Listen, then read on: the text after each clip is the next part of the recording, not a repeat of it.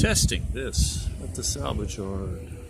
Oh, sorry, this Chevrolet. There's a shock bolt. Top shock bolt.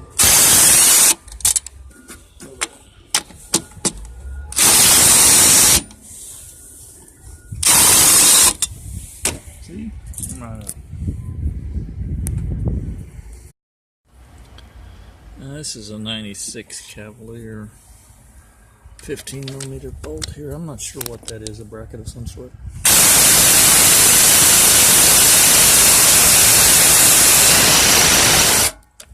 It's too much for this.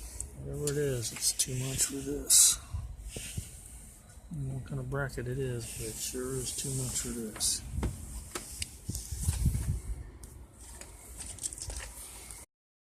Somebody sure went to a lot of effort to pull this engine.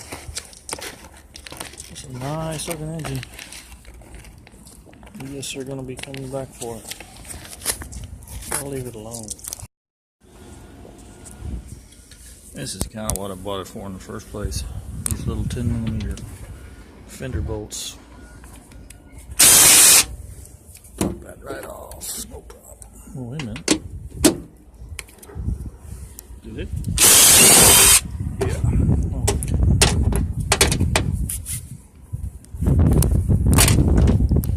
Here's another one. Oh, gotta get on there. There you go. Have a magnetic nut set I'm using.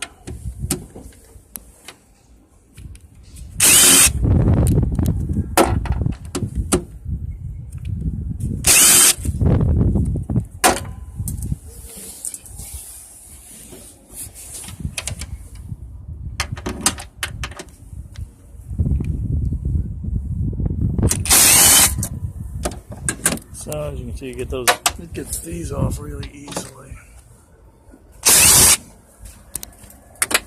Perfect for light duty jobs like that. Another 10mm bolt with my old nut driver here on an F-150 from 1994.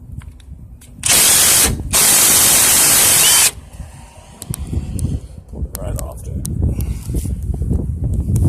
Get it off here. Crying out freaking loud. Down here at Pull Apart, concluded my little test of this thing.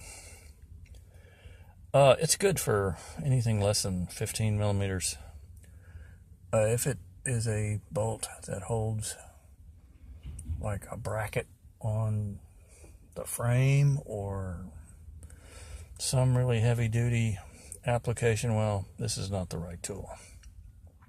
As you can see in one of the sections of this video, it didn't meet the test, but that's fine. I didn't really expect it to. It met every other test, which was anything smaller than 15. Largest bolt I took off with it was a 13mm.